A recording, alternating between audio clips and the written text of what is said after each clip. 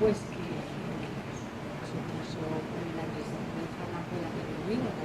Y claro, tiene mucho sentido presentarlo aquí en Murcia, porque sabéis que en la región de Murcia pues está la señora Vite, y además pues que se lo presente José Riquelme, que pasa por aquí mismo. Ahora, pues yo creo que le da mucho sentido a aislarlo. ¿Has cogido algún caso real, inspiración, algún caso real del que sale en el libro se asemeja a la realidad? Sí, porque, bueno, desde la Vite, ellos nos gustaron los documentos que habían presentado ante el Supremo, y entonces, pues, son básicamente esos, y después yo supe que una masiva, porque no habían encontrado nada menos que 1 millón de cartas del consultorio de Ana Francis. Y claro, me pareció que esas cartas, pues que encerraban la verdadera intrahistoria de este país. Y bueno, y de cada una de esas cartas se puede escribir una novela, porque eran casos muy dramáticos y algunos imposibles, ¿no? Que la gente no sabía que haber denunciado en vez de escribir la radio, pero bueno, y el cariño que escribe, ¿no? Pues porque lo primero que sentí fue estupefacción, o sea, yo no podía creerme que hubiera sucedido, ¿no? En nuestro país, que hubiera tanta gente afectada, que además estamos hablando de los que llegaron a nacer, porque luego otros muchos que no llegaron, como se decía en la época, al punto de bendición, y que eso que era un verdadero escándalo, ¿no? Farmacéutico y sanitario, pues que hubiera sido intencionadamente ocultado. Entonces yo creo que los que escribimos tenemos este deber moral, ¿no? De sacar a la luz, nosotros como periodistas, nosotros como escritores, pues verdades incómodas y sobre todo ponerle una llave, molestar ante todo. Muy bien. Pues muchas gracias. Pepe, una pregunta antes de empezar. Tú eres hijo de... Ángel Joel. Ya le tienes fichado. Yo soy sobrino de Paqui. De Paqui Terror. Ah. Ángel Joel, la tienda que estaba en la calle Mayor, soy su hijo. Bueno, que había otro en Popular, que era hijo de Fernando, que está en Eribas. Fernando Carreño. Carreño. Ese compañero Sí, que se ha ido al ayuntamiento ahora. Pero vamos, sí, compañero nuestro. Bueno, Pepe, habéis sacado anuncios y ahora también llegáis a la literatura con este libro.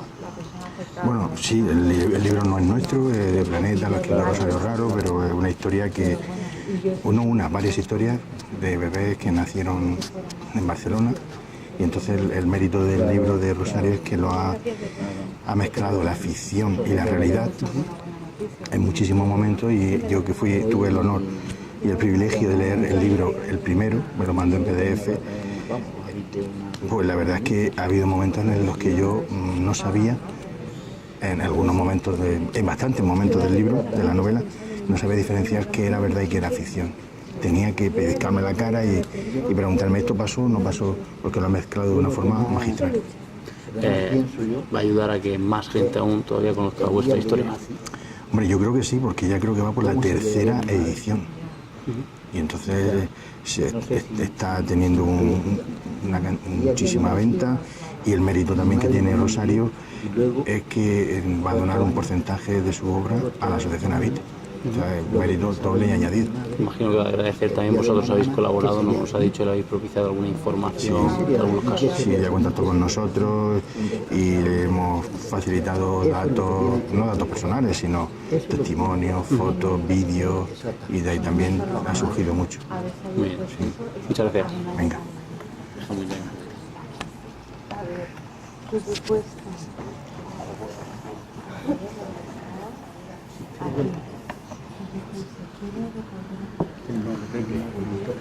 Hola, Ignacio. ¿Qué tal? ¿Está tu mujer ahí? No te deja. ¿Para qué? Este es el abogado de Evite, ¿sabes? Luego me dé unas fotos con él. Sí. Ahora te lo miro.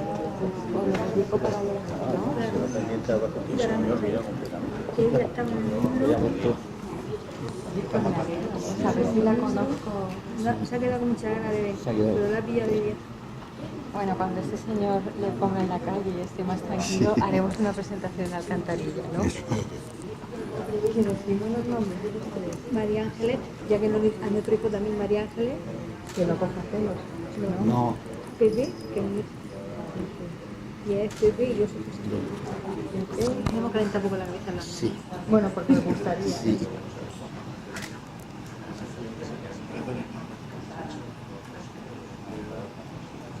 ¿Me sola? Ah, no. Espera.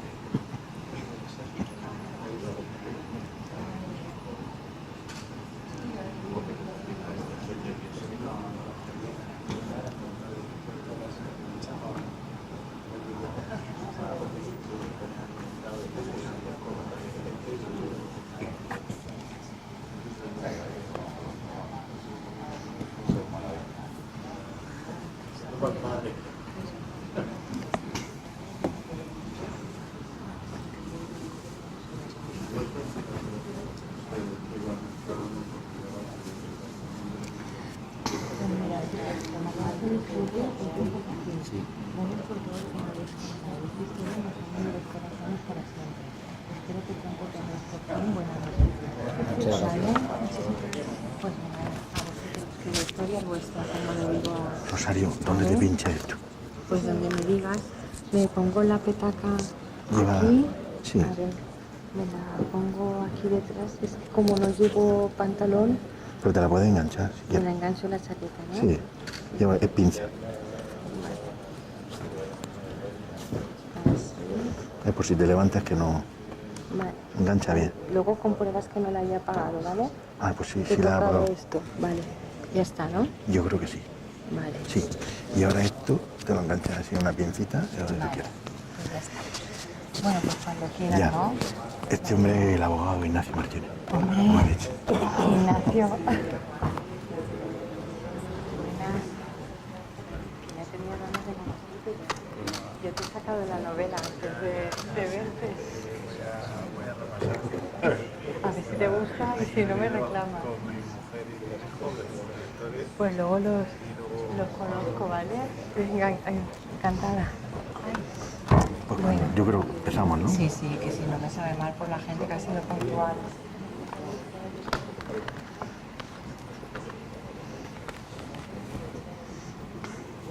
Le voy a decir a Esther si le puedo dar la mía. Sí. Esther, ven.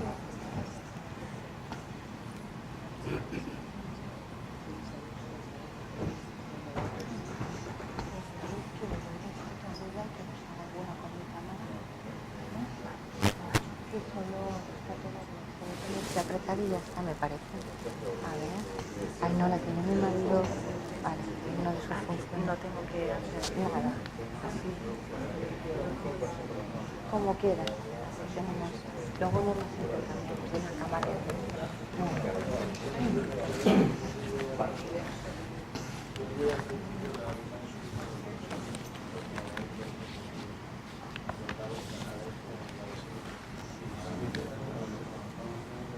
Pues bueno, cuando quieras. Ya.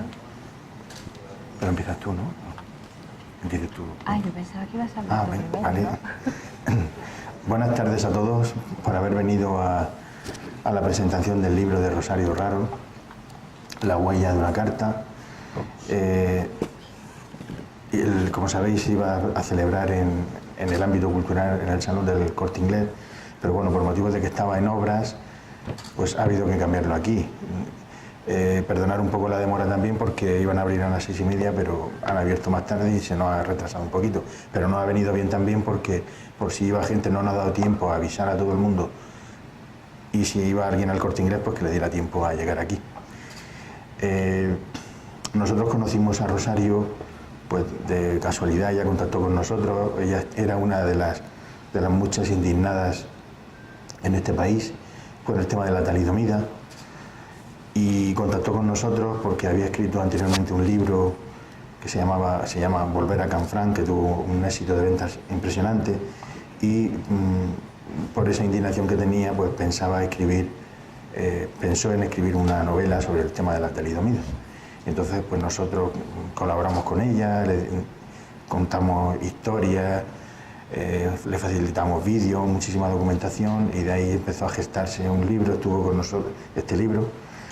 nosotros grabando unos vídeos en el casino de aquí de Murcia, y bueno, la verdad es que ese fue el fruto, ha sido ese hijo que ha parido, que creo que ya va por la 3ª edición, ¿no? Y bueno, es un libro impactante. Yo he tenido la suerte, creo, de ser la primera persona que lo leyó. Me lo mandó en PDF, me lo tuve que leer en bastantes días, no me lo pude leer de un tirón porque creo que eran 522 páginas, ¿no? Por lo menos el PDF. Y claro, leer eso para una persona que no tiene mucho tiempo, a pesar de que estoy con la baja, pero uno no para, siempre tiene historias, familia. Pero bueno, me costó este verano, pero al final lo pude leer. El libro me impresionó, la novela.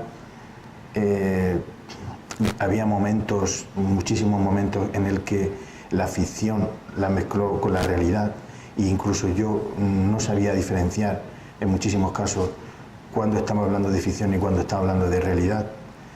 A veces me tenía que pellizcar la cara y ponerme a pensar, ¿esto sucedió o no sucedió?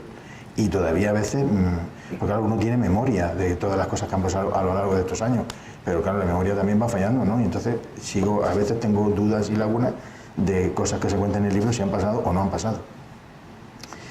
Y bueno, el libro, ya os digo que es impresionante. Todo el mundo que lo ha leído al margen mía lo cuenta desde que empiezas a leerlo hasta que termina.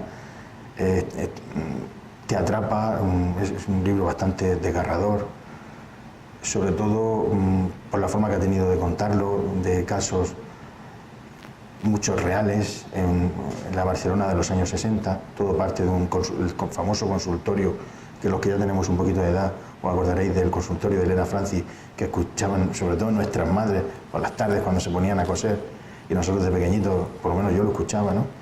Pues todo parte de ahí, de una carta que se recibe en ese consultorio y bueno, el libro es espectacular.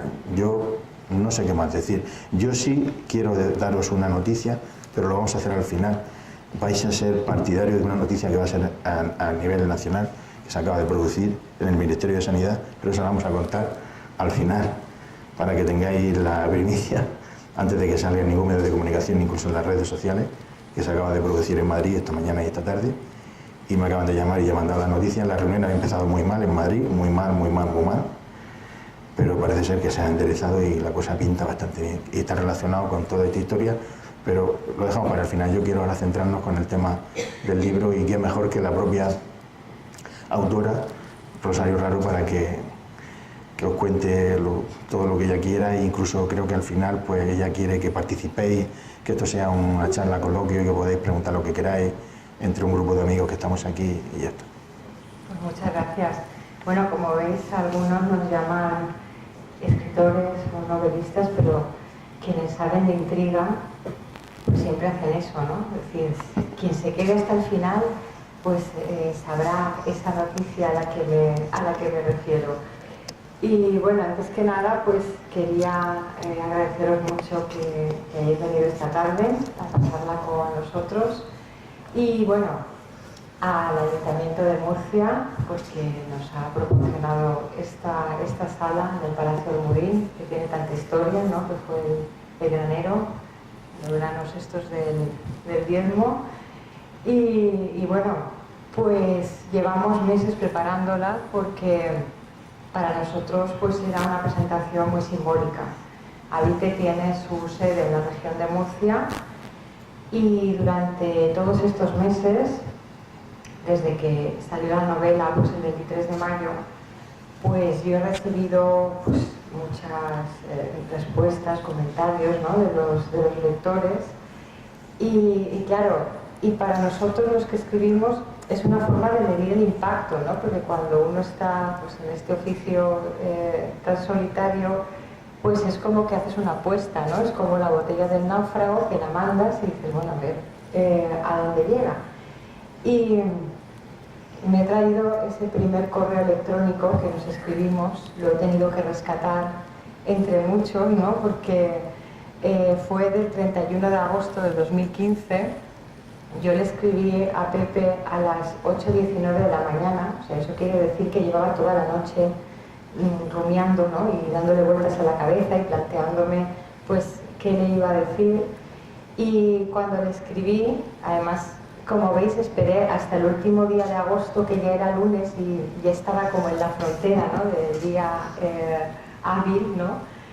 Y llevaba leyendo sobre la talidomida pues desde que esta novela, que fue la anterior, Volver a Canfranc, pues ya la mandé a la imprenta, que es como el momento este de ya te desembarazas y dices, ahora ya no hay vuelta atrás. Y claro, y me lo han preguntado varios periodistas esta mañana, que cuál había sido ese motor, ¿no?, que a mí me había llevado a escribir La Voy a una carta, porque para escribir un relato yo pienso que tiene que ser sobre un tema que nos interese, pero para escribir una novela el tema nos tiene que obsesionar, porque es como una carrera de fondo, y aguantar tantas páginas, pues si no estamos completamente inmersos en esa historia y consideramos que es algo que vale la pena compartir, porque yo esa es la prueba que me hago cuando yo escucho una historia en la radio o que me cuenta un amigo mío o que leo en la prensa y pasan los días y pasan las semanas y no se me va de la cabeza, pienso, si a mí me ha producido este efecto, cuando la escriba y la comparta en los lectores va a producir el mismo. Y eso me sucedió con el caso de la talidomida. Leí un artículo de un periodista especializado en temas sanitarios que se llama Emilio de Benito, que se titulaba El detective de la talidomida y hablaba de Klaus Knapp, que es el Barry Kessler, ¿no?, de mi novela, que bueno, por suerte tiene 89 años ahora y está todavía muy lúcido.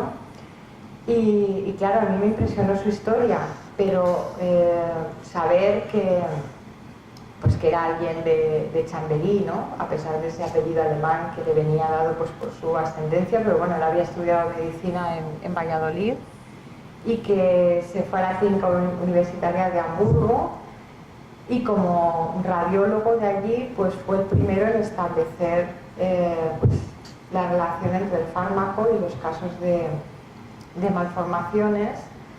Y claro, yo decía, pero es que esto ha pasado en nuestro país y estamos hablando de más de 2.000 recién nacidos, ¿no? Y eso, como se decía en aquella época, los que llegaron a fruto de bendición, ¿no?, que todos los que no eran viables y no llegaron a nacer pues serían otros tantos miles, ¿no?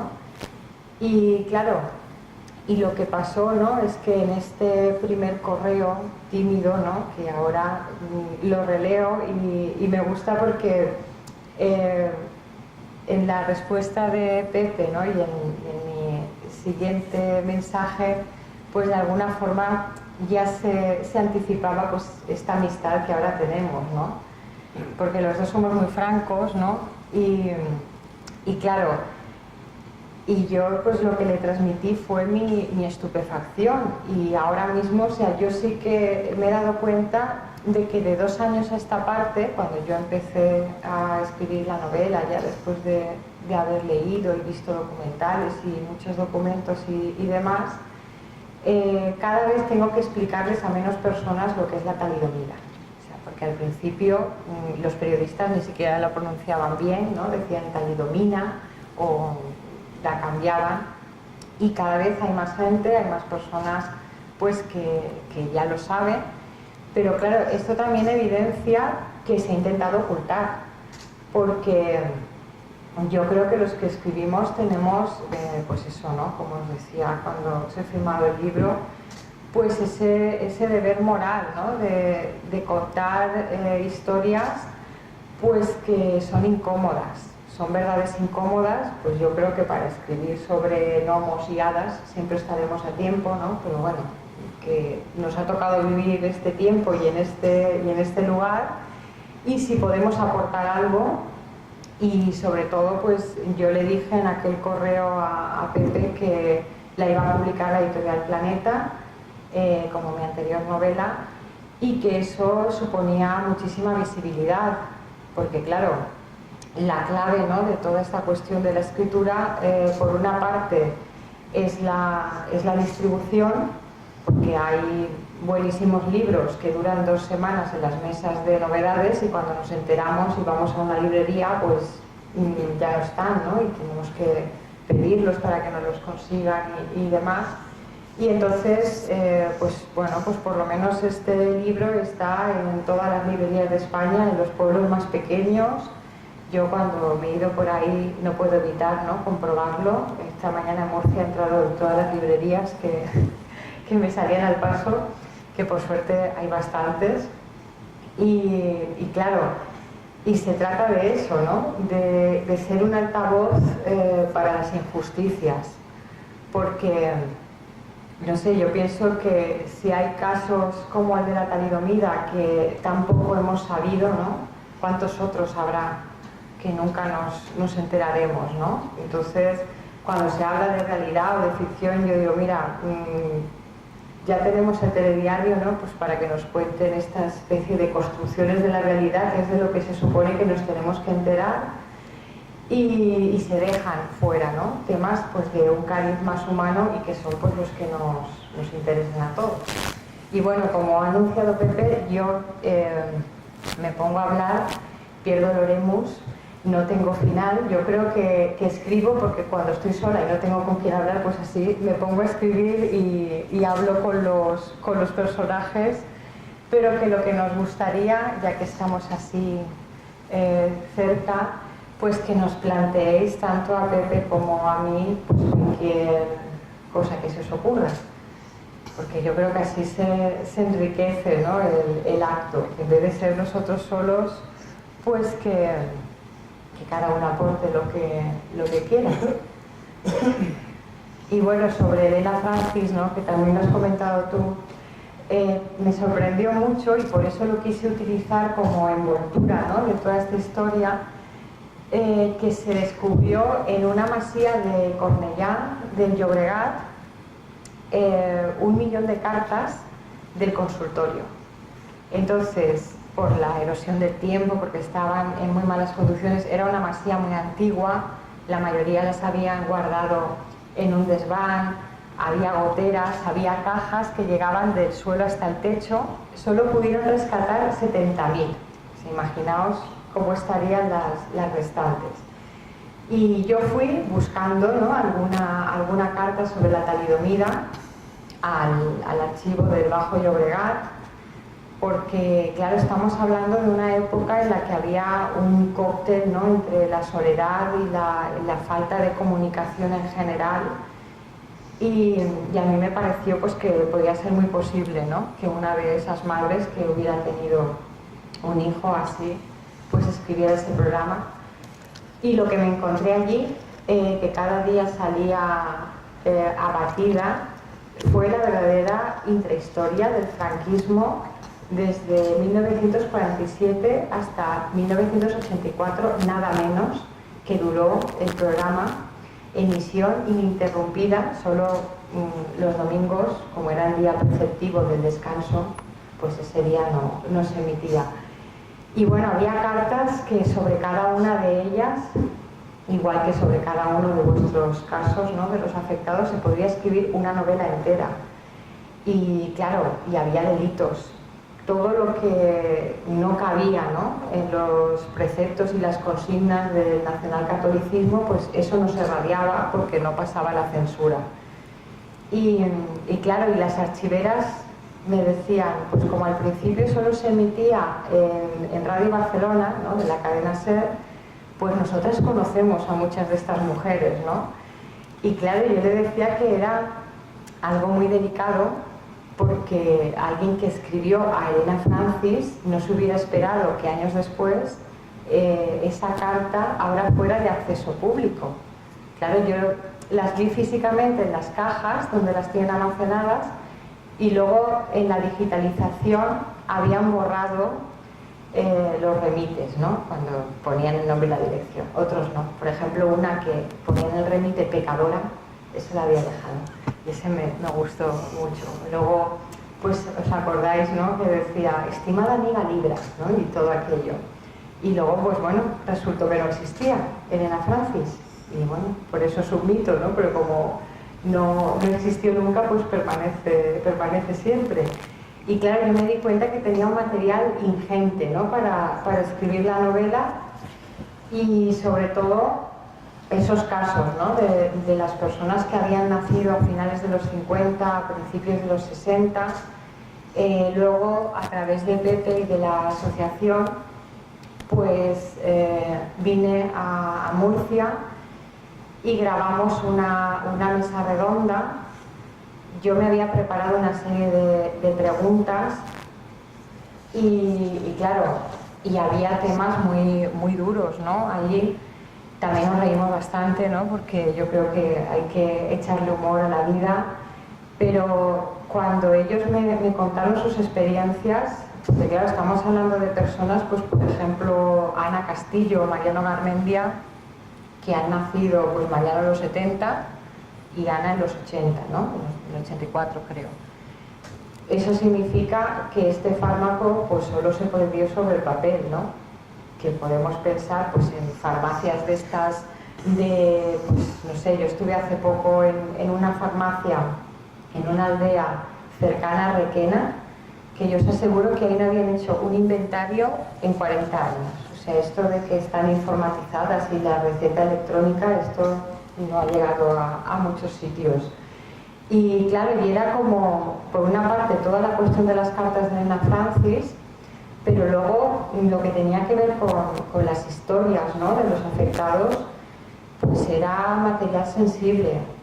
Y para mí fue escribir pues, sobre el filo de la navaja, porque yo no quería que nadie se ofendiera. Mis editoras me dijeron que para ellas también era una apuesta. Es la primera editorial en España que ha publicado, ¿no?, sobre un tema así, que también tendríamos que pensar. Y claro, y estábamos las tres, ¿no?, allí hablando en una sala en la sede de Planeta en Madrid, en Josefa Valcárcel, y desde la ventana veíamos el edificio del laboratorio, ¿no? O sea, y es como que estás tocando la realidad y que piensas que determinadas cosas pues tienen que salir a la luz, ¿no? Y que si por fin hubiera justicia, porque yo creo que la justicia va más allá, ¿no?, de las indemnizaciones, porque también sería reconocer pues una deuda moral con estas personas, ¿no?, que nos han dado a todos un ejemplo inmenso, a todos los que hemos tenido la suerte de nacer con 2 brazos, 2 piernas, incluso una cabeza, pues que han tenido unas vidas y tienen profesionales, personales. Yo estoy convencida de que esa inhibición de la proteína igual favoreció en otros sentidos porque, no sé, pues como que sois personas que por esa especie de ley de la compensación pues después habéis desarrollado muy bien, ¿no?, otras facetas de vuestra vida. Y bueno, que si queréis intervenir mejor y así descanso un poco. Dime, Perico. Deduzco que nos has dicho de forma explícita que en el material de las cartas de Elena Francis encontraste alguna alusión al tema, ¿no?, de nacimiento por paternidad. Es que claro, lo que decían, porque nosotros tenemos que pensar que ahora son los primeros momentos que tenemos toda esa información. O sea, había madres que hablaban de que sus hijos habían nacido de una forma, habían nacido de otra, pero eso es algo que estaba comentando antes con Mara, ¿no?, que claro, estas mujeres, ¿no?, y los padres, porque también lo sufrieron igual, pues por desgracia muchos murieron sin saber a qué se debía. Entonces es que luego estamos pensando sobre todo en ámbitos urbanos, ¿no?, pero en zonas rurales, donde en esa época el índice de analfabetismo era altísimo, que un médico igual les decía, cojos y mancos ha habido toda la vida, ¿no?, alguno tenía que nacer así. Y dices, claro, pero es que no fue alguno, y esto lo sabéis vosotros mucho mejor que yo, ¿no? Es que cuando de repente en esta clínica de Hamburgo empiezan a encontrarse tantos casos y tan acotados en el tiempo, y en España igual, pues estaba claro pues que había una causa externa y además hijos de padres completamente sanos, o sea, personas sin ningún tipo de antecedentes, ¿no? Entonces, claro, sí que había cartas en ese sentido, y Elena Francis pues le recomendaba que fueran a ver a las monjas de no sé qué, o que se acercara a la institución de no sé cuántos, pero claro, no había articulado ningún tipo de, pues eso, me contó, por ejemplo, Josefina Montpeó en Barcelona, que las instituciones a las que a ella la llevaban de pequeña, que se parecían mucho a las que salen en la novela, ¿no? El asilo San José, el orfanato del Patronato Rivas, pero claro, yo creo que se aprovecharon de ese desconocimiento. Que las autoridades sanitarias, yo estoy convencida de que lo sabían, miraron para otro lado, sobre todo porque era un acuerdo comercial con Alemania. En ese momento, a través de Sofindus, que era el consorcio de empresas pues, para el comercio directo y sin aranceles, ¿no? Por la tradicional amistad que se decía en el nodo, ¿no? Que unía a los dos países, ya sabemos todos por qué, pues se prefirió, ¿no? Ese coste humano, cosa que nos resulta muy difícil de creer, ¿no? Que esa codicia criminal pueda llevar pues, a no tener ningún tipo de escrúpulos. Sí, también comentar, y yo me gustaría que Rosario también lo dijera, porque muchísimos periodistas nos preguntan ¿cuánto ha afectado ahí en España? Y eso nosotros ni lo sabemos ni lo vamos a saber nunca. Precisamente porque muchísimos, algunos los dejaban hasta morir. Entonces me gustaría que Rosario contara lo del caso que nos los ponían en la ventana, Sí. Pues porque son casos dramáticos también, que se cuentan incluso en la novela también. Tengo una carta que antes de ayer me hizo una entrevista un periodista de Valencia y me preguntó que que había un determinado pasaje de la novela en el que se decía o se dice que a algunos niños recién nacidos no se les ataba el cordón umbilical pues para que murieran, ¿no? A otros, sobre todo eso lo hicieron en Alemania y en otros países pues que no tienen la suerte de tener el clima de Murcia, los dejaban por la noche a la intemperie pues para que cogieran una pulmonía, ¿no?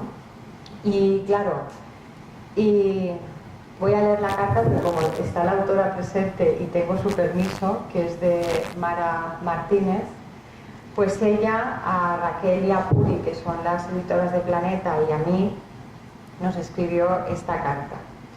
Y dice: todos tenemos una historia que nos marca a lo largo de nuestras vidas. La mía, como la de tantos, puede ser más o menos importante, quizás no muy interesante, pero no deja de ser la mía. ¿A quién le puede interesar el recorrido que haya tenido una persona a lo largo de toda su vida, que le falta el antebrazo y la mano izquierda? Después de un embarazo difícil se presentó un parto que no lo fue menos. Como ocurría en los años 60 dentro de los hogares humildes, las parturientas eran asistidas por la partera. En mi pueblo, Pliego, la partera era la tía Moja, y salvo que el parto se presentara complicado, ella traía buena parte de las criaturas de este pueblo al mundo. Mi madre, tras mucho bregar, estaba exhausta y medio desvanecida. Oía como la partera murmuraba con las vecinas. También era habitual que las más allegadas colaboraran en los partos. Me lavaron y arreglaron entre murmullos y susurros. Al final me metieron en la cama con mi madre. Una vez que abandonó la partera a mi casa, las vecinas espabilaron a mi madre y le dijeron el peligro que corría. La partera me había dejado el cordón umbilical sin atar. Mi madre les ordenó que me desnudaran y me exploraran. Tan solo había perdido unas gotitas de sangre. Inmediatamente me lo anudaron y llamaron al médico. Él verificó que mi estado de salud era bueno y que era una niña sana.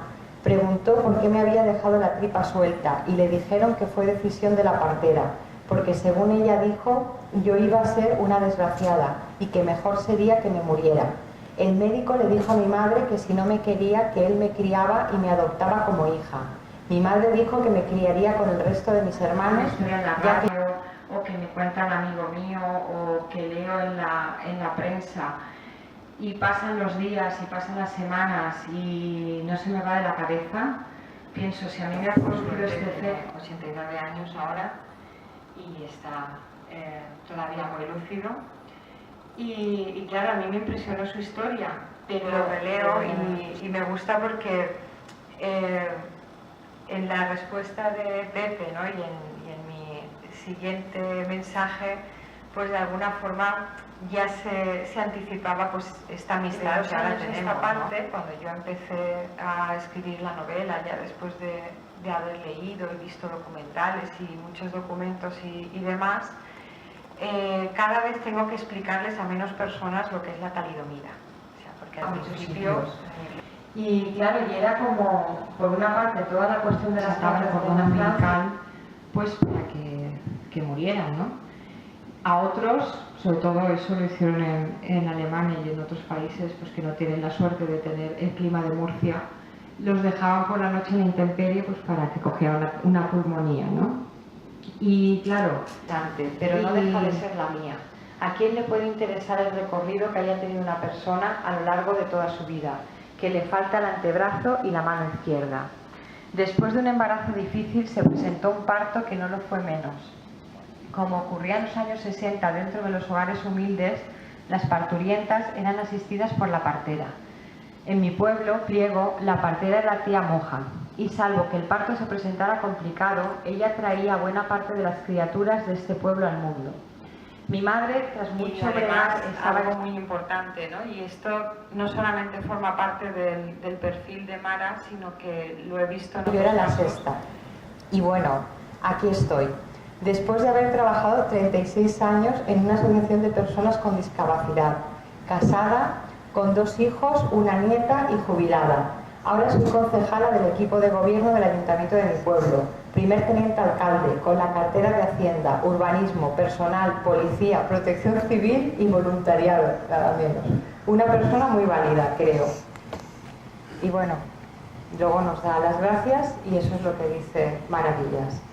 Claro, yo le estaba diciendo, porque nos habíamos escrito esta semana también, y bueno, por el cariz de la carta veis que no soy la única escritora en esta sala, porque está maravillosamente escrita. A mí me dio un escalofrío, ¿no? Porque escribes algo y después ves que ha sucedido en la realidad y no solamente con el nivel de detalle que tú lo has descrito, sino todavía más, ¿no? Y claro, yo muchas veces cuando veo a personas de estas que, como decimos así coloquialmente, se ahogan en un vaso de agua, ¿no? Pues a mí me gustaría presentarles a Mara, a Pepe, a Josefina, a Perico, ¿no? y a otros tantos para que vieran, o sea, todo lo que se puede hacer en la vida con una sola pierna, un solo brazo, y además algo muy importante, ¿no? Y esto no solamente forma parte del perfil de Mara, sino que lo he visto en otros casos, que ha habido personas que han dedicado su vida entera a ayudar a los demás, cuando esas personas tendrían que haber abominado de la condición humana y haber dicho no quiero saber nada, ¿no? Y bueno, la prueba máxima la tenemos aquí, que como sabéis le van a dedicar una calle en Alcantarilla, que también tenemos que agradecer al ayuntamiento de allí, pues que... Pero ya está dedicada, ¿eh? Ya está aprobada. Ya está aprobada. Ahora falta ubicarla. Y bueno, y yo pues con todos los afectados que me he encontrado por este itinerario por España, siempre me han dicho, él es el motor, lleva investigando desde los 18 años, y yo en el rótulo de esa calle pondría José Riquelme López y debajo luchador, porque es así, o sea, él no conoce la palabra rendirse, ¿no? Ni rendición. A mí me lo ha demostrado, porque en todo este tiempo, siempre que nos ha surgido cualquier situación, no solamente con Avite, no solamente con toda la cuestión de la talidomida, es su actitud vital. Cuando yo le he llamado por teléfono y le he dicho, oye, mira, que me han dicho cualquier, dice, no te preocupes, que esto tiene solución, antes de acabar de contárselo, ¿no? Y yo creo que de esa actitud vital es de la que tenemos que aprender. Y también, dime. Sí, no, yo te quería preguntar como persona que, bueno, me pasó a mí eso, como persona no afectada, pero por el motivo que sea, Pero Ignacio, te presento. Sí, Ignacio, no, pero el resto de Ignacio Martínez es el abogado que ha llevado todos los pleitos de la asociación desde el principio hasta el final, hasta Estrasburgo. Y de forma altruista, además, que tiene mucho mérito. Entonces, yo quería preguntarte si, dado que, bueno, lo que se refiere a la posible contraprestación o ilusiones o lo que sea que estas personas puedan tener para salir adelante, ya tendrá que venir por lo que sea, por una vía política, es decir, no por una vía jurídica y ya que ya se ha agotado. Efectivamente. Entonces, eso, ¿a ti qué sensación te deja? Como que es imposible, aunque estemos en el siglo XXI, con todos los instrumentos de la sociedad occidental, etcétera, hacer justicia en algo tan palmario y que tiene que quedar como para generaciones futuras, o que hay que rendirse ante esa frustración, porque claro, las personas responsables o los herederos de esas personas además son muy cínicas y piensan que son muy altruistas, etcétera. Entonces, yo lo que me interesaba era saber psicológicamente todo eso, ¿qué te ha provocado? ¿Como un sentimiento de frustración, un sentimiento de que eres creyente y que en otra vida eso será castigado, o en plan zen de qué le vamos a hacer y la vida Pues es así? mira, te lo puedo resumir en una sola palabra y es rabia, muchísima. Porque cuando asistes en primera fila, como te ha pasado a ti, ¿no?, a hechos como estos, porque claro, otra de las preguntas más recurrentes ha sido que si yo era afectada o si tenía algún caso cercano. Y yo siempre he respondido que precisamente porque no lo soy, considero que tengo una obligación moral mayor, porque lo podría haber sido, igual que lo podíamos haber sido cualquiera de los que estamos en esta sala. Entonces, primero, como os decía al principio, fue estupefacción, la misma que me transmiten los lectores, que cuando llegan a la última página me escriben por Facebook, me mandan un correo o por Twitter o cualquier forma de acceso, y la pregunta es, ¿pero esto es verdad? Porque, como tú has dicho, es muy difícil asimilarlo. Entonces, yo creo que... Perdona, pero yo la pregunta, claro, es que creo que es más difícil, todavía si cabe, asimilar lo actual. Quiero decir que una vez que más o menos el iceberg sale a la luz, Claro. en realidad da igual. Exactamente. Y que los poderes fácticos todo sigue exactamente igual. Y como mucho, pues esté gestionando algo que, bueno, pues lo hablaba, una solución política que casi en un contexto de misericordia, casi con un, como caridad, casi con un tufo de sí, sacristía, digamos. Exacto. Entonces, quiero decir, no es tanto la indignación de lo que pasó, que eso evidentemente uno, no sé, de cualquier cosa de la historia lo estudia y dice qué barbaridad, no, sino de lo actual. Esa frustración, me gustaría saber cómo... Pues que para mí es la prueba de que las cosas no han cambiado tanto, por no decir que no han cambiado apenas. A finales de octubre voy a ir a la Línea de la Concepción, a Cádiz, a unas jornadas de novela histórica, y el tema, ¿no?, del que yo tengo que hablar es de la posguerra, después de volver a Canfranc hasta la huella de una carta. Es decir, si consideramos posguerra la española, ¿no?, y no la de la Segunda Guerra Mundial, pues del 39 al 62. Yo me he dado cuenta que, como tú dices, los poderes fácticos son inamovibles. En este país, desde la transición, hemos tenido gobiernos de varios colores y todos han tenido en común que han mirado para otro lado. Yo creo que el asesoramiento jurídico que Habite ha tenido ha sido inmejorable. Yo lo he comentado pues con compañeros pues que son jueces o magistrados, porque teníamos una propuesta para hacer una presentación en la magistratura en Madrid, porque, claro, muchos abogados, muchos jueces están igual de indignados, ¿no?, que lo puedo estar yo o cualquier otro ciudadano, porque, claro, además con ese revés que supuso lo del Supremo, ¿no?, que cuando ya parecía que por fin se había hecho justicia, porque dices, bueno, una indemnización no le va a devolver la pierna o el brazo a nadie, pero por lo menos pues estas personas podrían adaptar sus casas, podrían pagarle a alguien que les ayudara, ¿no? Y tener una vida más cómoda. Y bueno, yo tengo un completo descreimiento, porque es lo que tú has dicho, o sea, vale, el franquismo, ¿no? Tiempos oscuros, esto no se sabía, esto se echó tierra, pero ¿y después? ¿No te da la sensación de que en realidad hay una continuidad? Es decir, te dejan que te expreses todo lo que tú quieras, pero a la hora de la verdad es igual. Hay un profesor, se llama Javier Marzal, en la Universidad de Castellón, en la que yo estoy, que él dice, el franquismo no se ha acabado todavía, pero la Edad Media tampoco. Y a mí me parece una aseveración así un poco extremista, pero es verdad, o sea, sí, tenemos más libertades, pero hay cosas que no cambian, ¿no? Y entonces, pues yo creo que un buen gobierno, y no estoy hablando de ideologías, tendría que anteponer siempre a los ciudadanos, porque se deben a nosotros, pero vemos continuamente que son siervos pues, de los poderes económicos. Entonces, claro, pues en estos momentos pues está bastante probado pues, que muchos cobraron, ¿no? O sea, y pues hacer como que no pasaba nada, que suele ser la práctica habitual, ¿no?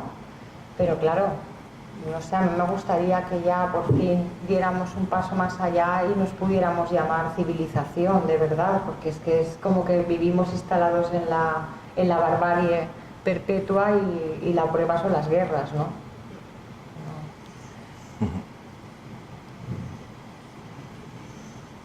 ¿Queréis hacer alguna pregunta más? A Pepe también le podéis preguntar, ¿eh? Yo creo que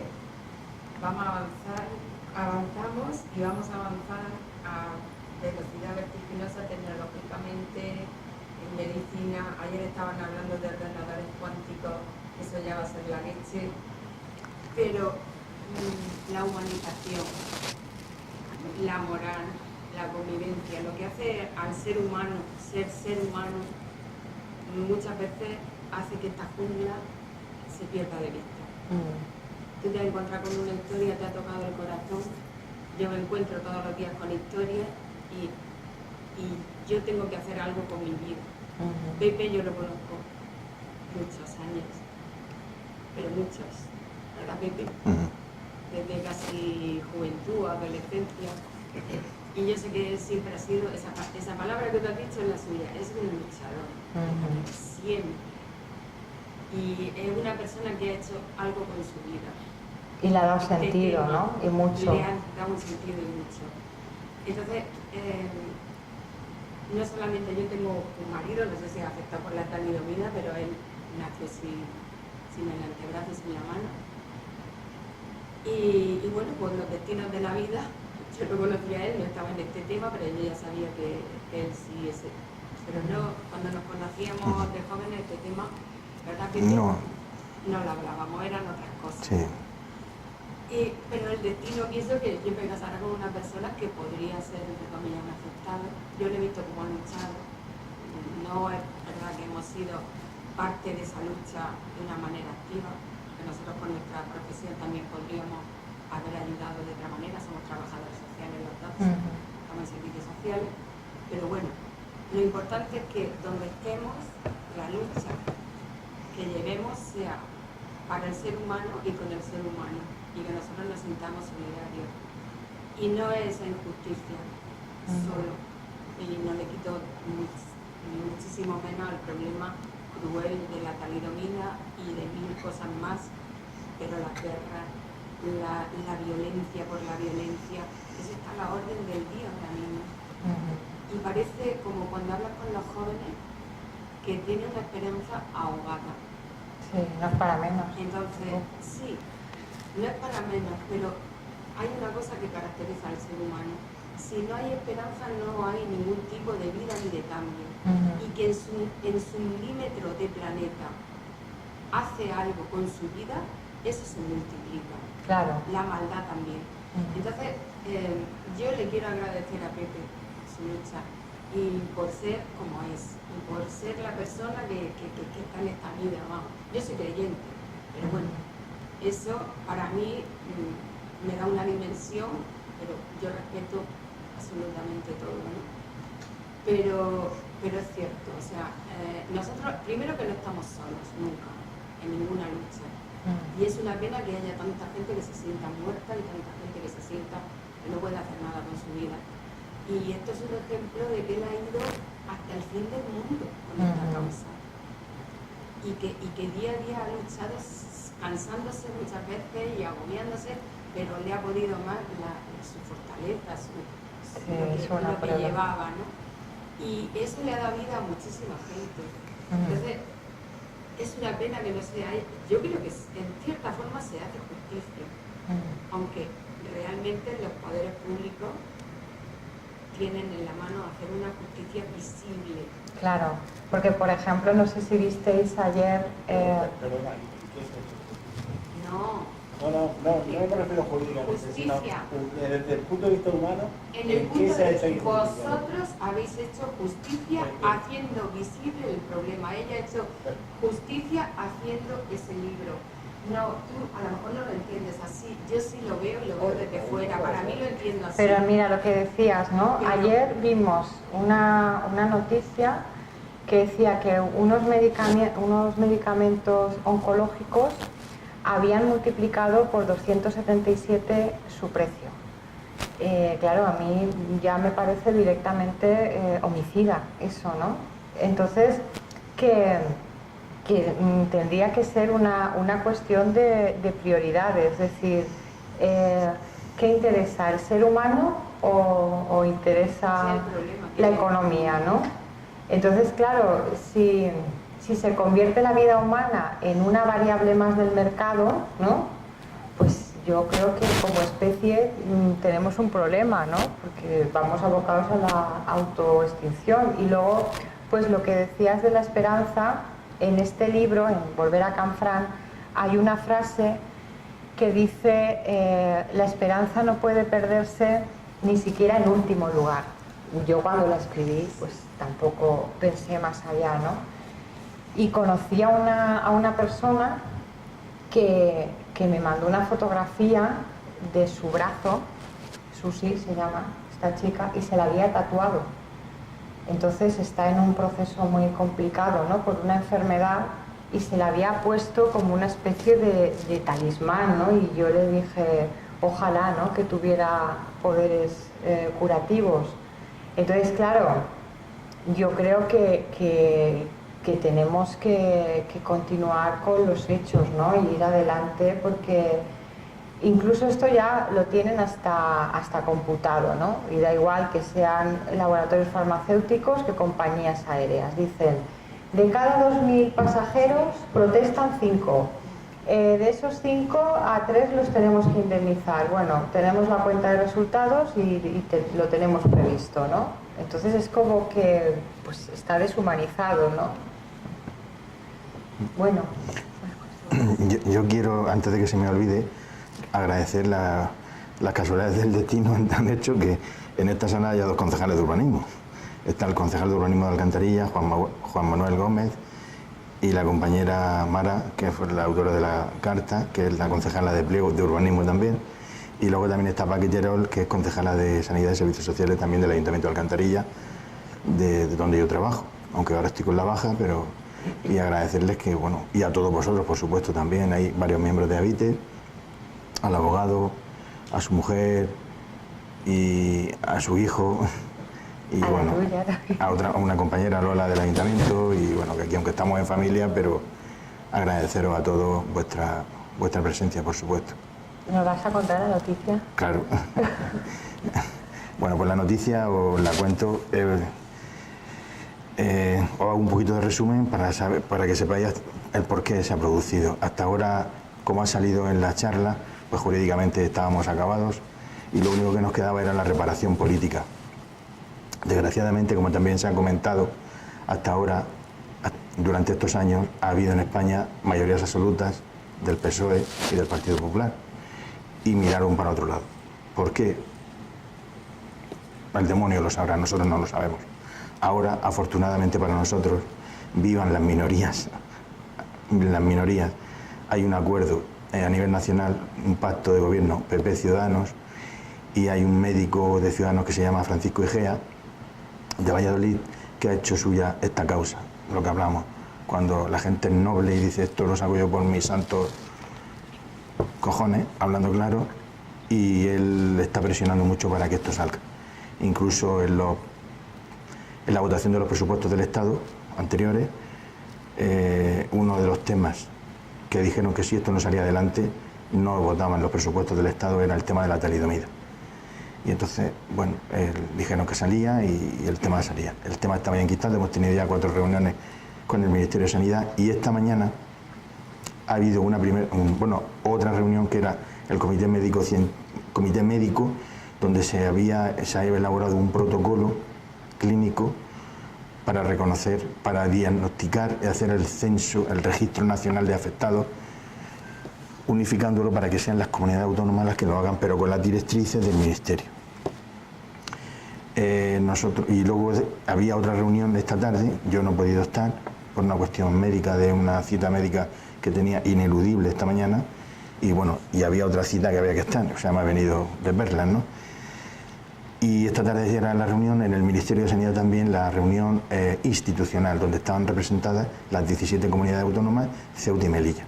Nosotros, por ese afán de meter la nariz en todos sitios, nos habíamos enterado anoche, a la 1 de la mañana nos enteramos, tuvimos acceso al protocolo clínico que iban a aplicar.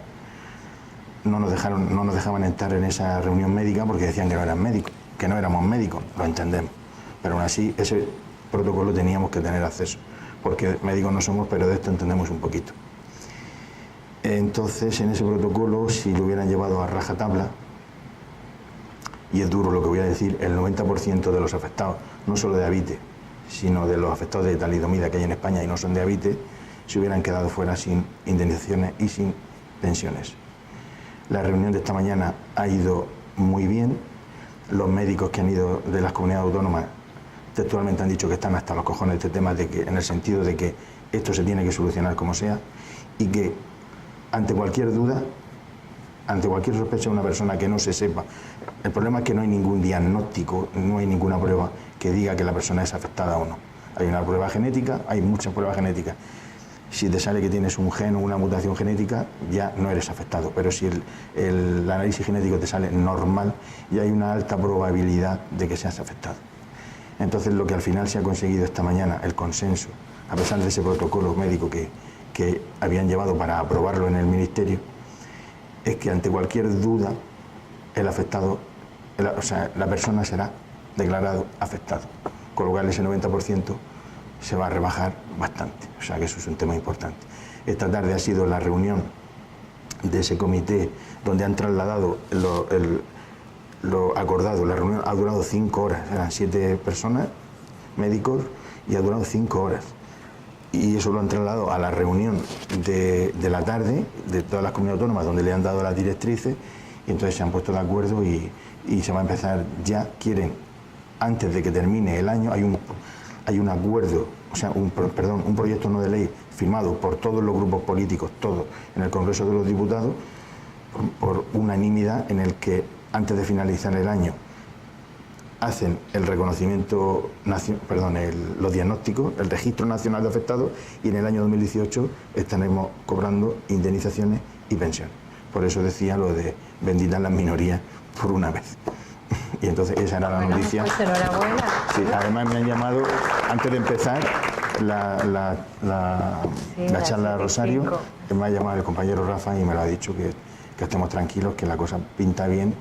Y yo creo que mañana, porque estaba el telediario, las agencias, estaba todo el mundo llamándonos, yo creo que saldrá en todos los medios de comunicación de que la cosa empieza bien, es el inicio de ese registro y que, bueno, parece ser que cruzaremos los dedos, que no pase nada, ningún tsunami, que no haya adelanto de elecciones, que no se quiere independizar, ¿no? Otra comunidad autónoma, y nos eclipse a todos.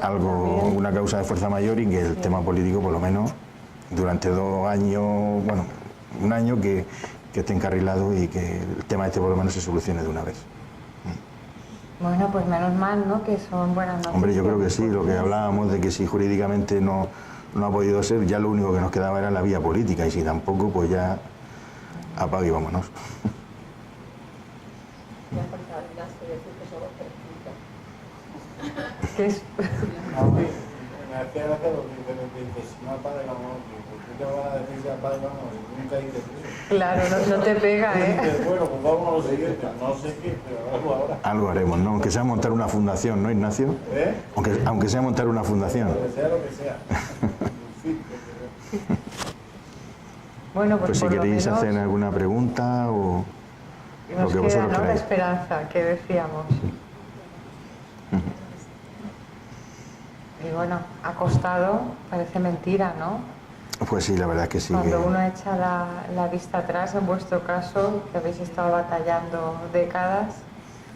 Pero Sí, la verdad es que han sido muchos años y bueno, también ha servido toda esta lucha, aunque sea toda la historia jurídica. Yo con este señor, Ignacio, nos metimos en los archivos nazis en Düsseldorf, ahí buscando papeles, buscando una carta, un bufete de abogados australiano que nos dijo que había una carta, nos mandaron copia por email desde Australia, pero claro, no nos valía una fotocopia, nos valía el original compulsado por el Archivo Nacional de Düsseldorf. Entonces nos fuimos allí, todos los documentos en alemán, con una traductora, pero aquello era como el Archivo Nacional aquí en Madrid. Este hombre tiene alergia, aquí el polvo, me dejó solo, se fue a la calle, le dio alergia al polvo, los pinos, los árboles, y aquí entre miles de papeles, yo buscando y donde veía la palabra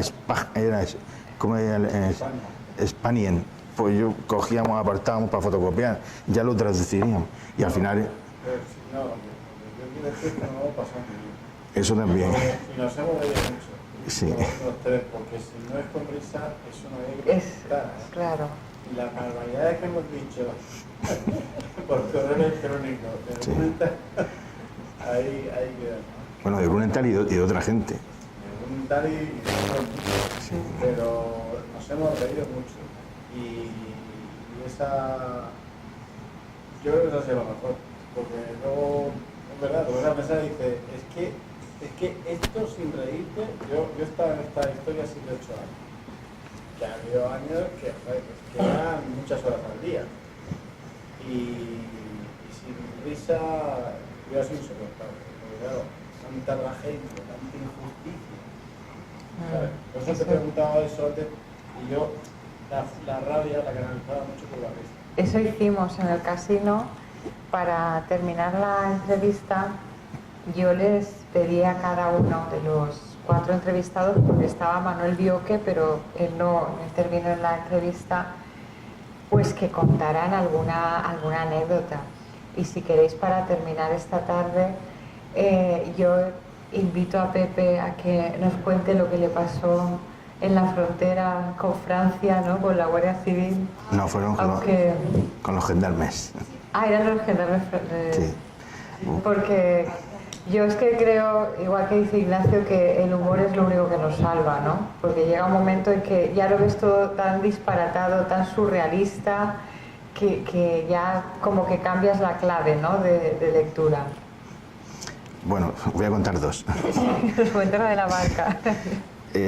Era, no sé, era cuando ETA precisamente estaba lo más álgido con sus atentados, ¿no? Y entonces yo iba con un amigo, era yo soltero, más de 30 y tantos años, ¿no?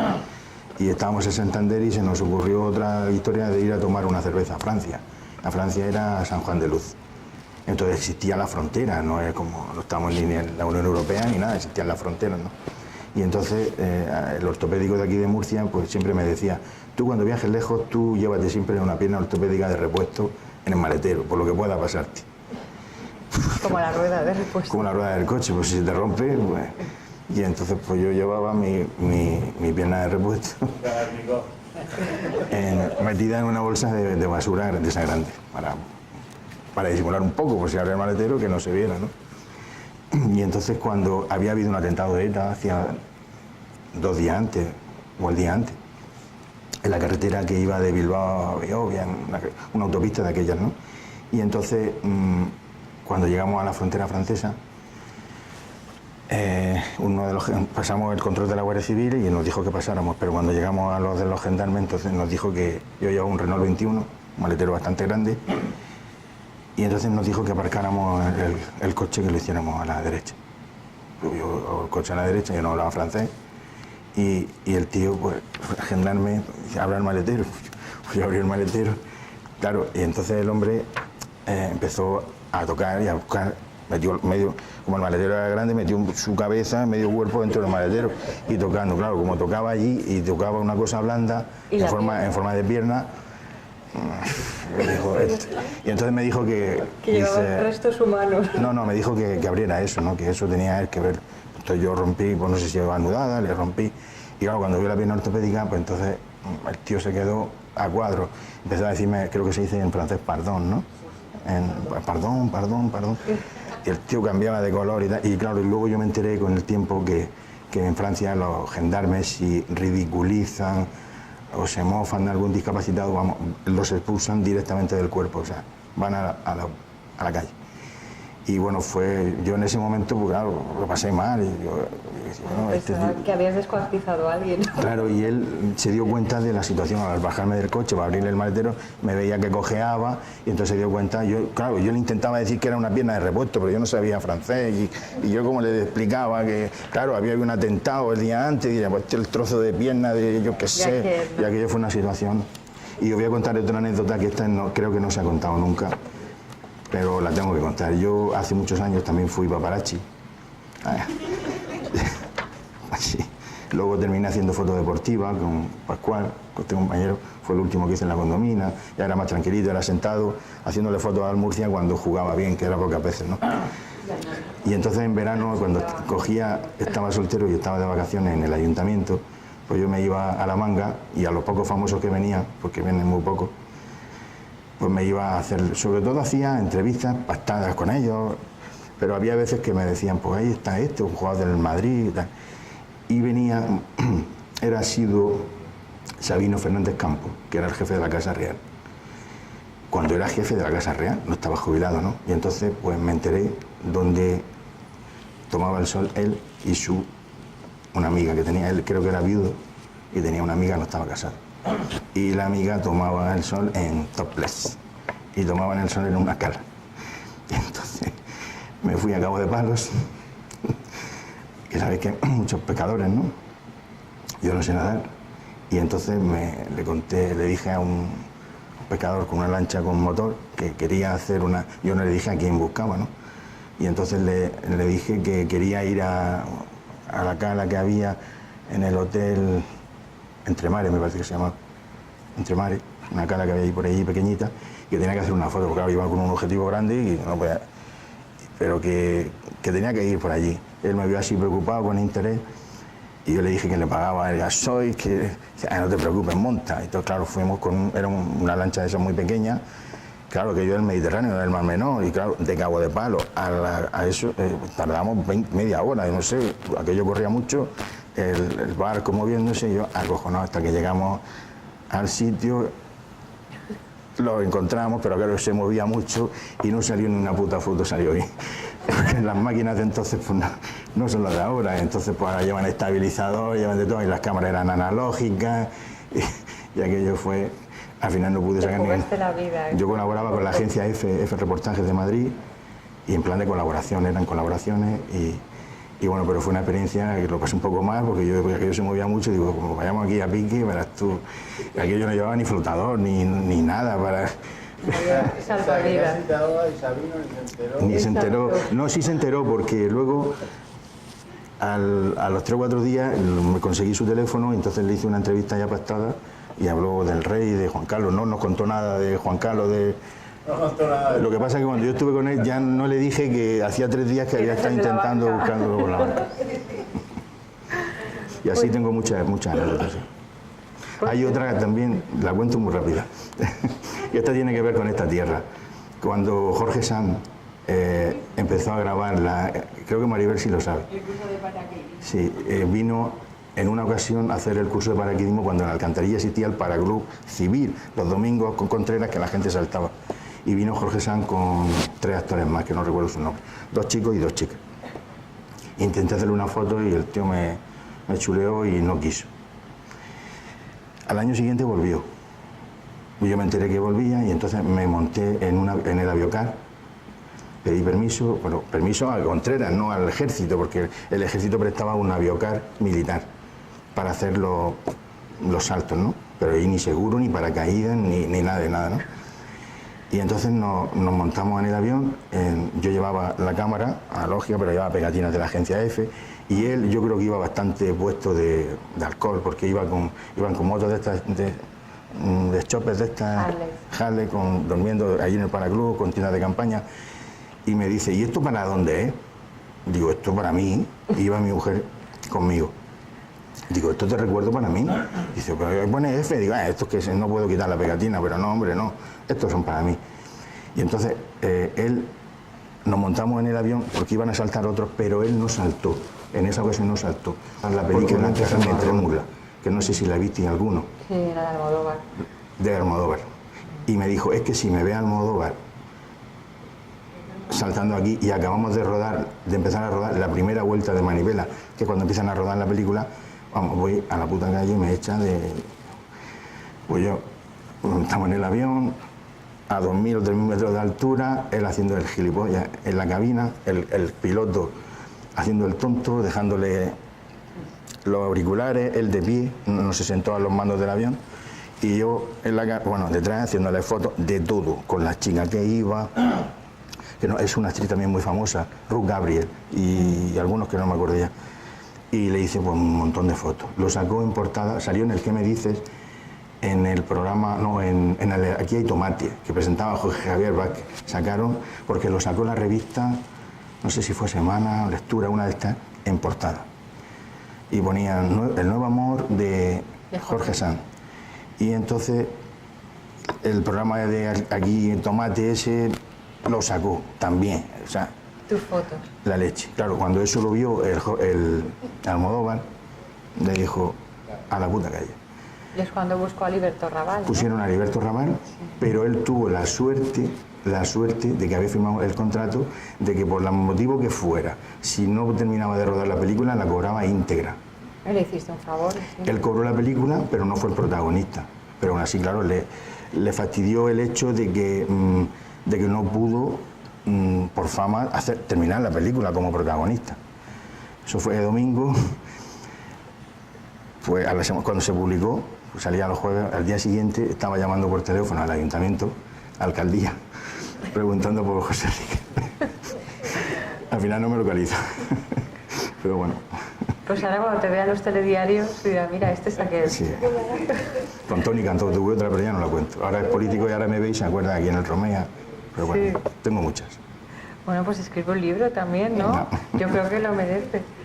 Pues si os parece, yo quiero terminar leyendo las citas que puse al principio de la novela, porque dan muy bien la pista, ¿no? de todo lo que yo intento explicar en estas páginas cuando alguien pues, es capaz de decirlo en una sola frase. La primera es una cita de Esquilo que dice: la primera víctima de una guerra siempre es la verdad. La otra es del escritor francés François Mauriac y dice: no siento el menor deseo de jugar en un mundo en el que todos hacen trampas. Que bueno, iría por lo que hemos comentado. La tercera es de Albert Camus y dice: un hombre sin ética es una bestia salvaje suelta sobre este mundo. Y la cuarta la busqué porque volvía de presentar esta novela anterior en Ayerbe, que es una localidad del norte de Huesca, y bueno, y hacen unos actos conmemorativos pues, de la llegada de la primera locomotora en 1891, ¿no, Soledad? Más o menos, no, 1891 es. Y bueno, yo había estado allí y entonces en el hotel me dijeron: vas a dormir en la misma habitación que va a dormir, que va a dormir, ¿no? Que no estaba conmigo a la vez, que durmió Ridley Scott cuando vino a rodar el reino de los cielos, ¿no? Hablando de cine también. Y bueno, a la mañana siguiente hicimos una excursión al Castillo de Loarre, que es el que aparece en la película. Y claro, yo en cuanto volví a mi casa, pues lo primero que hice fue volver a verla. Y entonces cogí esta cita que se la quiero dedicar a Pepe, porque es el juramento, ¿no?, que aparece en esa película, y yo creo que es todo un credo vital y que de alguna forma se podría considerar que es también su forma de conducirse en la vida. Godofredo, el barón de Ibelin, dice: no muestres temor cuando estés ante el enemigo. Sé valiente y recto para que Dios te ame. Di la verdad siempre aunque te conduzca a la muerte. Protege a los indefensos y sé justo. Este es tu juramento. Álzate como caballero. Y bueno, que ha sido un placer estar en Murcia, que espero volver muy pronto, no sé si a la capital o a Alcantarilla, por ejemplo, o a cualquier otro lugar de aquí, porque la verdad es que dan ganas de quedarse, que es lo mejor que se puede decir, ¿no?, de una tierra. Y muchísimas gracias y bueno, pues hasta la próxima, que espero que sea más que pronto, inminente ya. Gracias. Muchas gracias. Así nos queda un ratito, ¿no? ¿Es para mí? Sí, por ahí. Qué maravilla, menos mal que he venido en coche. Sí, ¿no? Sí, pues muchas gracias a todos y bueno, y al presidente de Habite en especial. Y yo sé que es la palabra más repetida, pero bueno, es la mejor que tenemos en nuestro idioma y la que mejor refleja.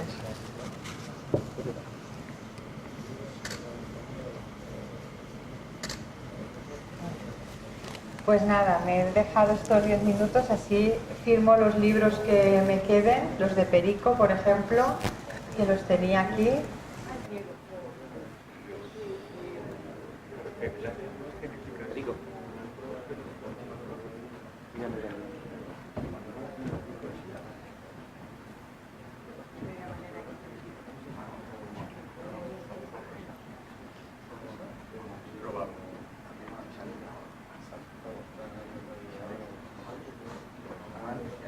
Pues mira, a ver qué te parece. Bueno, mira, ¿sabes cómo ha quedado esto? Que al final parece que he puesto madre con negrita, ¿no? Sí. Y así se destaca más. Ese es su título. Efectivamente. Pruden, madre de Perico. Me gustaría mucho conocerla. Seguro que se ha sentido identificada con quienes aparecen en esta historia. Su valentía ha sido un enorme ejemplo. ¿Cuántos años tiene? Algo parecido, 85. ¿Y vivís aquí? Sí. Pues a ver si la próxima vez la veo, Una ¿no? lectora redomada. Dile, como no vengas, viene ella a casa a Me llevo este verte. libro, bueno, me lo llevo para mí, realmente es para mí, pero sé que se lo leerá. Pues porque os lo una dedico a los lectora- dos también, ¿no? Pues sí, ya lo que te digo. Quiero decir, es para mí, no, para los dos. Vale. Realmente la biblioteca la compartimos. Así luego los podéis comentar, eso es lo mejor. Claro, claro.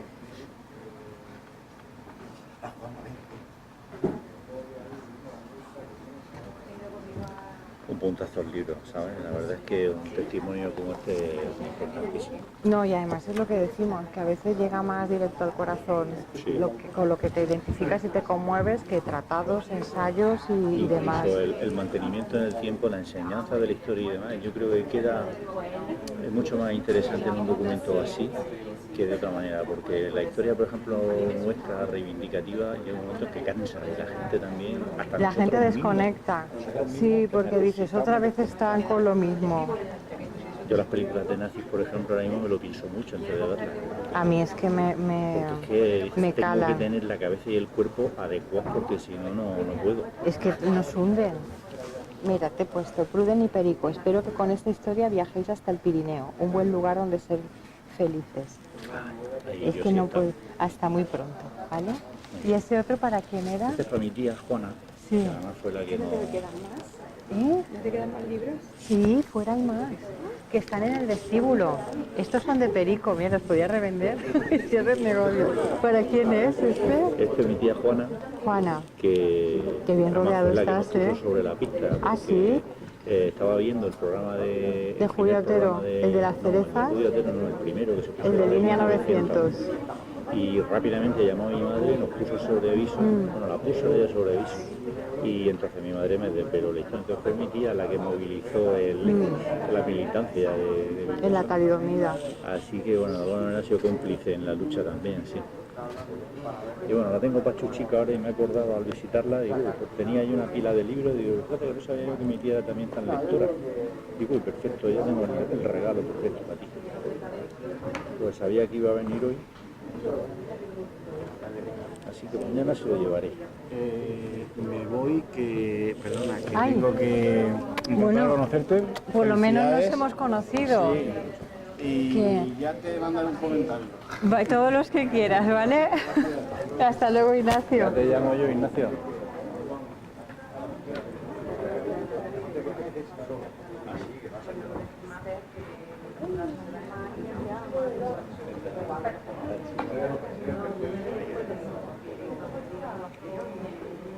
Ay, a mi tía seguro que le gusta, porque además también todo el tema marujil y tal, lo de el Hombre, el contexto consultorio. el contexto del consultorio en Ana Francis seguro que empatiza rápidamente con ella. Y con las cartas le he puesto: Juana, cómplice en la lucha, espero que pronto se recupere y que nos conozcamos. Como me dice Perico, gracias a usted supo lo que le pasaba. ¿Vale? Pues eso, que luego me diga algo, a ver si remonta, y a la próxima que vengan las dos, que pasaré lista. ¿Cuántos llevamos ya vendidos del libro? Pues va bien, porque lo que pasa es que el Corte Inglés compró una edición entera, porque ellos lo venden con un librito sobre el consultorio que escribió otra autora que se llama Pilar Alonso. Y por eso yo me sentía obligada a que fuera en el Corte Inglés, porque fue una apuesta. O sea, el Corte Inglés, la mayoría de lo que tiene, lo tiene en depósito. O sea, si no lo vende, lo devuelve, pero los libros los compró. Y entonces a mí me parecía pues que era un compromiso. En Zaragoza fue en el Corte Inglés, vinieron los afectados de allí. Y claro, y aquí lo que pasa, como estaban en obras, pues no ha podido ser. Aquí el librero de más... Bueno, por Que no, decir el nos único- vamos a quedar a tomar algo. ¿Tienes prisa ahora? No, Pues mira, si quieres que... Pues... Buenas. Me alegra verte aquí, no en el Face. ¿Verdad? Ya está bien de tanta pantalla, que parecemos robots. Y es verdad, ¿Quieres que te ponga Conchi o cómo? como quieras. ¿Conchi o Concha? Me da igual. Como tú prefieras. Pues Conchi, que es como nos conocemos, ¿no? Efectivamente. A ver, Ay, ¿me perdón. echar una foto? Perdón. A ver.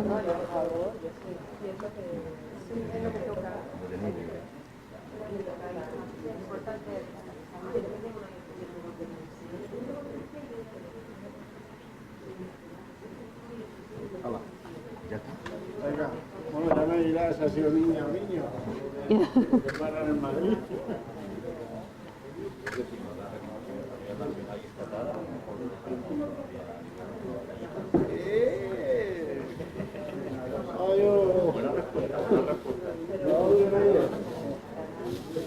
Pues mira, Conchi, ¿qué te he puesto? A ver si estás de acuerdo. Qué bien que estamos sin pantallas mediante el natural ganamos, ¿eh? Hombre, parecemos más jóvenes y todo. Espero que pronto nos reencontremos. Gracias por venir hoy, ¿vale? Gracias a ti, me alegro. Hombre, pues nada, a ver si todo va mejor. Vale, con lo nuestro. Hasta luego, Conchi. Ay, buenas, hola. Yo soy el hijo de De Ignacio, que te ha dejado encargado que te lo firme. es por voluntad propia. Si me Ah, puedes sí, decir. pues así tiene más mérito. Dime el nombre. Ignacio, igual. Ah, igual, ¿no? Ignacio II. Bueno, en la familia ¿Tu abuelo ya se llamaba Ignacio? Luis. Ah, En la familia soy Ignacito. ya, eso suele... Hombre, yo con mi hijo, el pequeño es Emilito, y el padre Emi, y el abuelo era Emilio. O sea que vamos menguando el nombre. Ha sido muy interesante. Sí, lo que pasa es que como tú conoces de primera mano, pues todos los Sí. años que lleva tu padre con esto... Sí, pero a mí me interesa mucho el tema de la guerra civil y el franquismo. Y es... a ver, también me suscita Yo soy un hombre de interés acción, pero además soy un hijo intelectual. Hombre, tú también eres intelectual, Sí, ¿eh? pero este... Ya, pero sobre todo lo pesado. que me está diciendo de la guerra civil, ¿no? Es que me encanta, mira, es de ciencia, me encanta la historia. Pues la tienes que Estudia escribir ruso, tú. estudia latín, Madre mía, qué eminencia, ¿eh? sí, Me voy a complejar.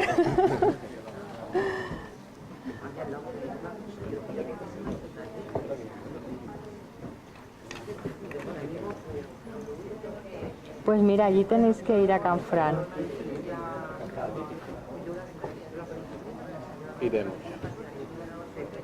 No, además te impresionará, porque claro, esto fue un enclave estratégico durante la Segunda Guerra Mundial y pasaron el primer radiotransmisor y supuso que la inteligencia francesa se comunicara con el alto mando aliado. Y claro, y pasó en Aragón, o sea, que no hace falta que los héroes sean americanos o ingleses.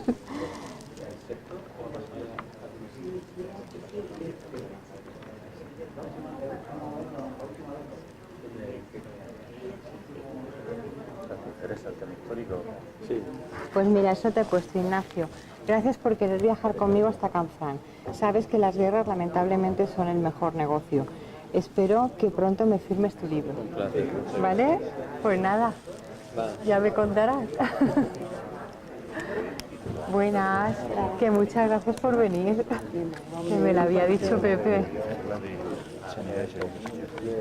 Pero he coincidido un poco con él, pero somos de nuestro pueblo y es una causa que merece la pena. Además, ¿sabes lo que me llamó la atención? La primera vez que nos escribimos, que viviera en la calle Comadrona Carmita. En Alcantarilla fue La partera. Mía y de mi hermana. Y de todos los que Mi naciste. hermana, que es de la edad de Pepe, y bueno, te pones a pensar que nos podía haber pasado a cualquiera. Claro, eso es lo que Incluso decimos. me ha sorprendido mucho que hasta el año 80 Que hay gente. Y además esta chica que con